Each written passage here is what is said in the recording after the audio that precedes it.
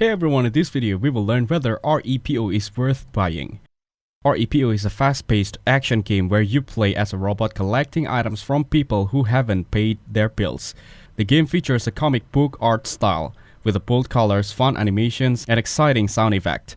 Each mission is short and full of action, making it a great choice for quick and casual play sessions. The controls are easy to understand, though sometimes feel a little slow to respond. While the game isn't very long or deep, it offers a fun and fast experience that doesn't get too serious. Some players might find the gameplay repetitive after a while, especially if they play for too long at once. It's not a perfect game, but full of creativity and charm that make it stand out from others. At a low price, it's good value for players who want something light, fast, and a little different to play. The game also adds a silly and futuristic feel that makes it fun even if you don't take it too seriously.